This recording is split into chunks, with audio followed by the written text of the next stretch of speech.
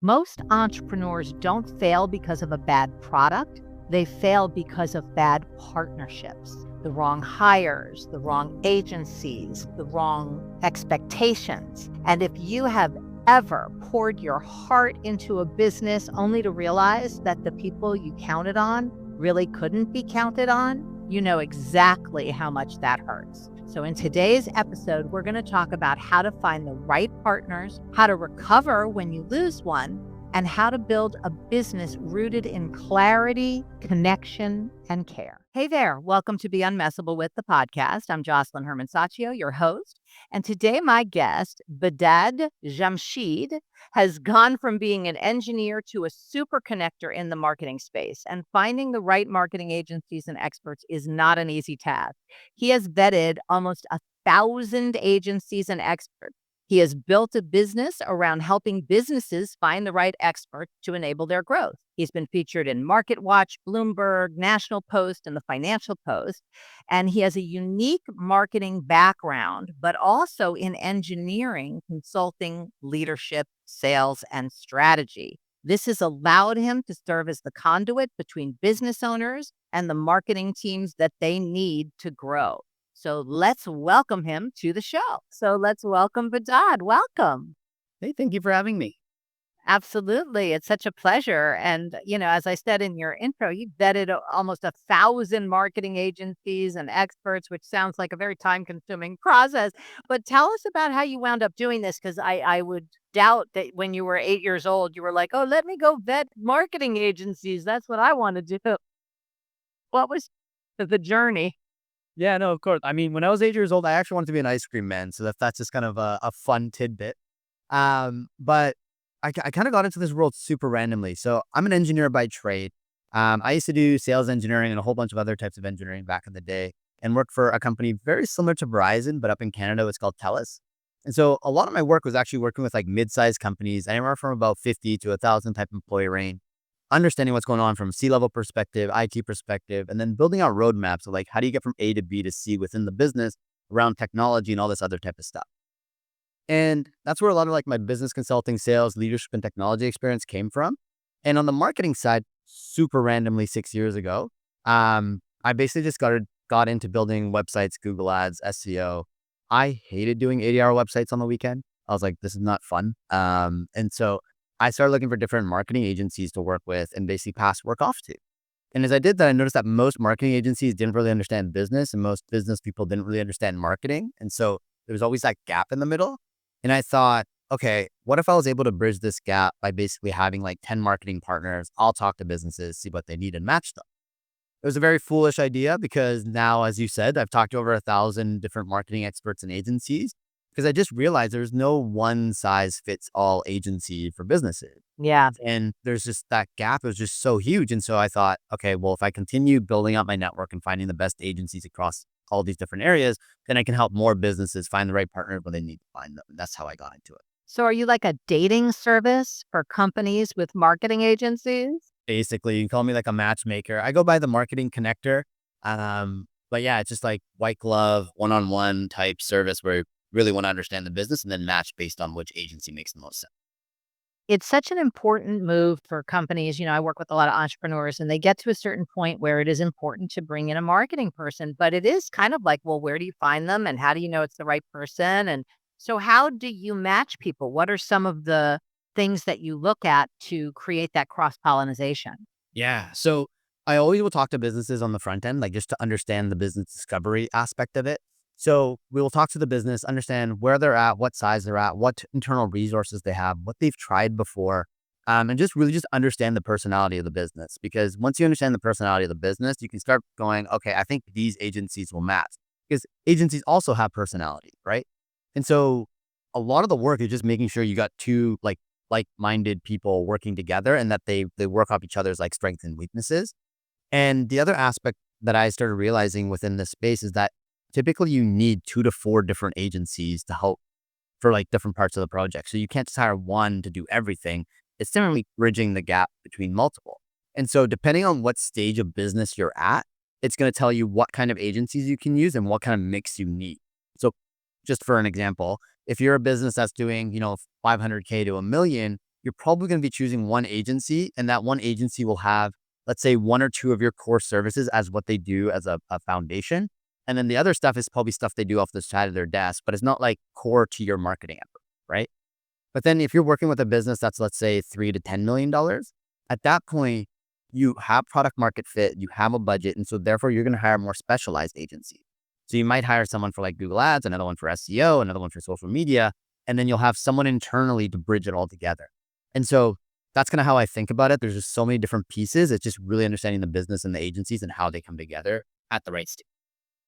Beautiful. Well, I'm sure that's an invaluable service for companies because it really is kind of like you're in the working in the blind or in the dark when you're moving to that level of business. When you're ready to bring in somebody to take you to scale through marketing efforts.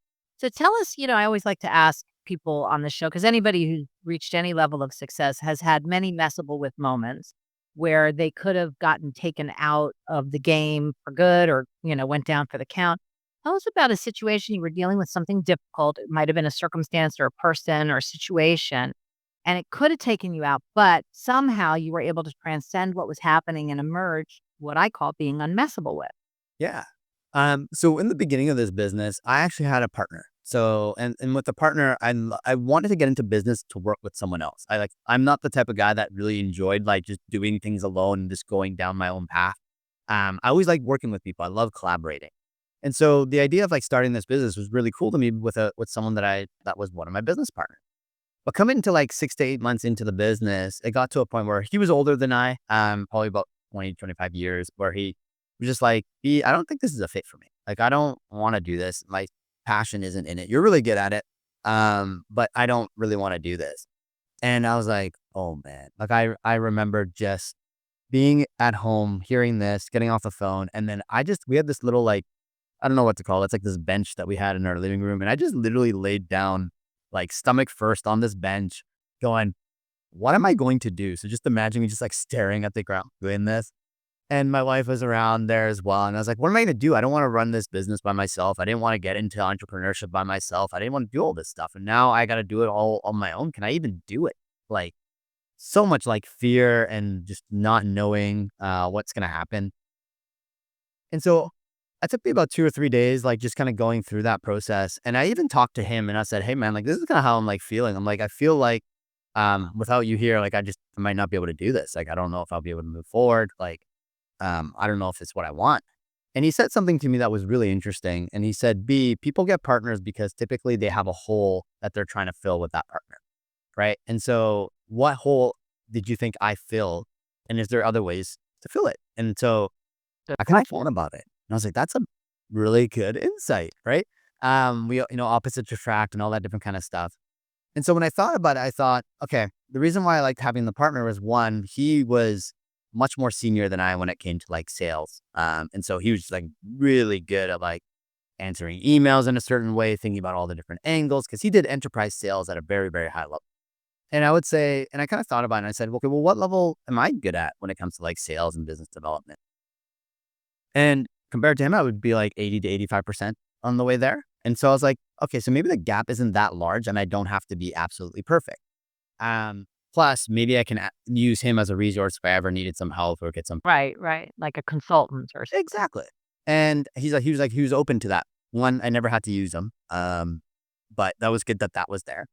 And then the second thing was I was like, oh, having a partner it was good to have someone to bounce ideas off of, work together, like you're both invested. And so I thought, okay, well, at this point, I don't even know how many agencies I've talked to at that point. But I was like, well, I have agency partners, I have business partners, I have friends. Like maybe they could be the people that I bounce ideas off of and do those different types of things. And the combination of those two things kind of gave me the foundation or the stability to be like, I could probably do this. Let's just continue to move forward. Now I'm 6 years into running this business. I'm no longer working as an engineer as of 2 years ago. And like continue to move forward. Obviously, we've had ups and downs throughout the journey, but that was one of the biggest moments.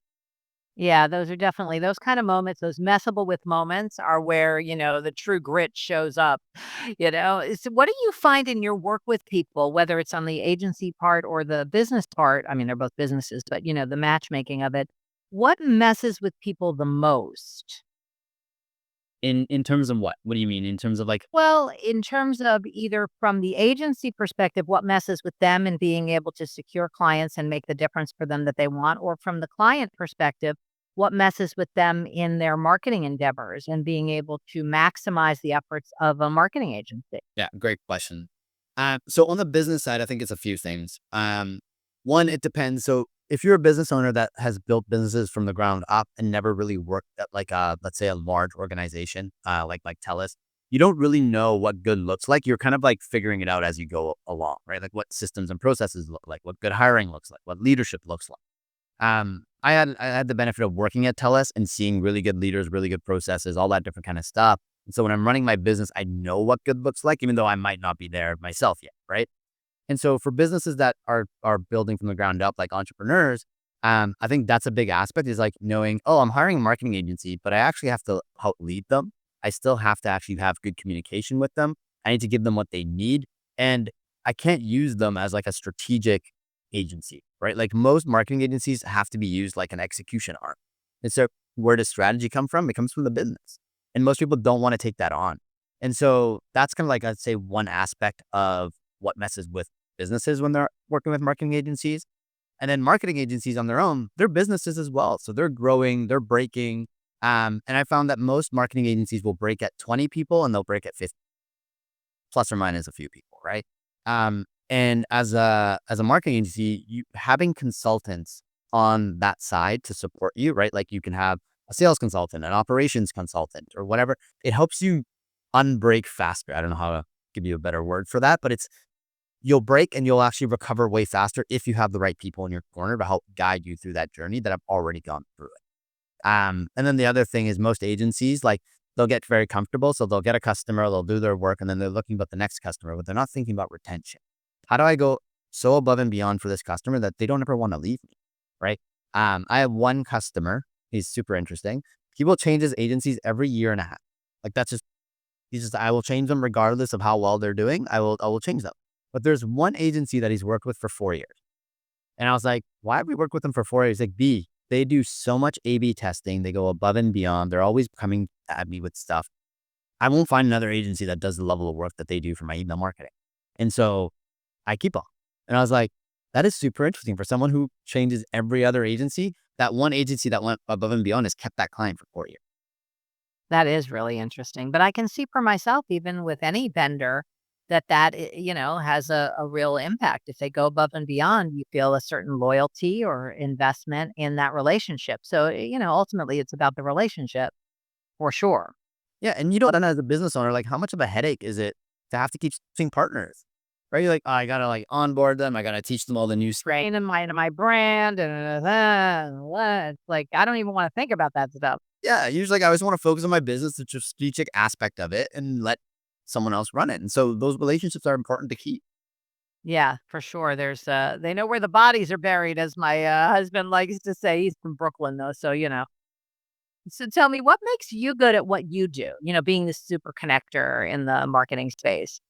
Yeah. So I thought about this a lot. I'm like, why have I talked to over 1,000 different marketing agencies? Like, it's actually insane when you think about that number.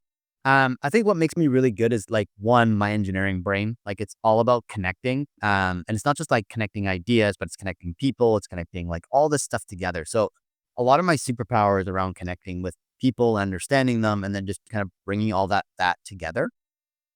And the fact that I worked at TELUS, I got to learn a lot about business, right? Like I got trained in mediation training, conflict resolution training, different architectures on how to think about enterprise.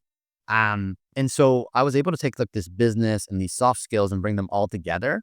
And after you look at the marketing aspect and talking to the 1,000 different partners, I have a pretty good understanding of the landscape of marketing and what needs to be done. Like I don't think there's many people in the world that have that kind of skill set just because of the raw amount of people that I've talked to and experts that I've talked to. And then the other thing is like I care, like I want to do really well for my customer. Most services out there today, the most marketplaces out today, you probably have like a 3 to 10% chance of getting at like the right marketing partner the first time. Like it's very hard. And if you need to get multiple partners, it's basically zero. Whereas with my service, I get it right like 7 out of 10 times. Wow. And I want to do even better than that. because I want my customers to be happy. And like my customers are happy, then the agencies are happy. If the agencies are, everyone's winning. Like it's a cool model when it all comes together, and you can really create like some really cool outcomes when you do it. So if somebody's listening today and they are a business owner, let's just say, what would be an action they could take coming out of listening to us talk today that would impact their marketing in a positive way? So number one would be, do you actually have a marketing strategy you're running, or are you just running an advertising channel? Right. So if you look at your marketing, and go, what are we doing? Like, what's our strategy? And it's like, we're running Facebook ads. I'm like, that's just an advertising channel. Like you haven't actually built like an overall marketing strategy on how everything kind of plays together. And so I would first ask the question of like, what's my marketing strategy and how are we running it? And then how are we measuring that result? And then based off that, if you don't have the answer for that, like one, go hire like a fractional CMO or some sort of strategic person to help you build out a strategy. And then also review your current advertising channels. Like, is there ways of improving it? So if you're running Facebook ads, for example, like have someone review that, see if there's better ways of doing it. Is there certain things that we're missing? Because a lot of us, when we're running businesses, we don't have the time to look at our own marketing. I talked to 2 customers last week, both in 7-figure ranges. And we just literally went over, hey, what are you doing for your marketing? What are you doing for SEO? Okay, cool. What does the blogs look like when people are going on your blog? It's like, oh, we have no call to action on our blog. So I'm like, you're driving tons of SEO traffic. You're getting like, it's a business lawyer, right? So they're getting 7 or 8,000 people coming to the website a month, but they have no call to action on the pages that are going to people are going to.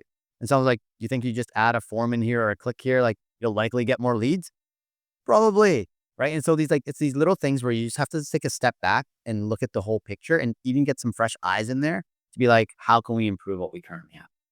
Yeah. So I hear it's like almost like do an audit of what you're doing and what you're planning so that you can see where you are and what's effective and what's not effective. I mean, it sounds so logical, but that's the engineering brain, right? There you go. So you're building a bridge. Exactly. Yeah. I love it. And anything you wanna just offer people? I know you have something that I was gonna put in the show notes, the pricing benchmark, so if you wanna talk about that. Yeah. So, I mean, after talking to as many agencies as I have and marketing partners, I have a pretty good idea of how much things should cost across all different marketing channels. And so I took that entire like knowledge base and I just threw it into a guide. And so it's a pricing benchmark guide. So if you're going to be hiring like a fractional CMO or an SEO team or social media, it'll give you like what low end, medium, and high end costs are, and kind of like the range of what you should be looking for when you're paying a certain amount of money for a service. And so any business can just take that and be like, okay, where are we on this map? And if you look at, for example, like, oh, SEO is one of our primary drivers, but we're paying on the low end of this, you should probably look to see if you can get it to mid or high, because there's different levels of services you're going to get from the agencies to do that. And so in the show notes, you can grab that guide. And I hope it's going to be super valuable for you in terms of one, not getting charged too much or getting charged the right amount for what you're getting. Perfect. I love it. Well, it sounds like finding the sweet spot is really what you do. So I love it. Thank you so much for taking the time to be on Beyond Messable With. And for those of you listening, if you got value out of this episode, please share it with someone, a CEO, a founder, an entrepreneur, somebody at a marketing agency, so that they can reap the benefits of the not only this knowledge but the guide. And like, review, do whatever you do with podcasts. Do that right now. And thanks again. And we will see everybody on the next episode of Beyond Messable With. What I love most about this conversation is how Behdad turned loss into leverage. When his business partner left, he didn't collapse. He actually got curious. He filled the gaps, he learned what made him strong, and he built something even better. That's the heart of being unmessable with. Life gives you lemons, you make lemonade. You don't need perfect circumstances. You just need a vision and a plan. And if you want a little structure to stay grounded in creation instead of reaction, grab my free daily practices to be unmessable with guide. The link is in the description. And it's the exact framework that I use every morning to stay clear and powerful and inside of my vision, not inside of reactions. If you want to keep the momentum going, tap onto the next episode right now, and I'll meet you there.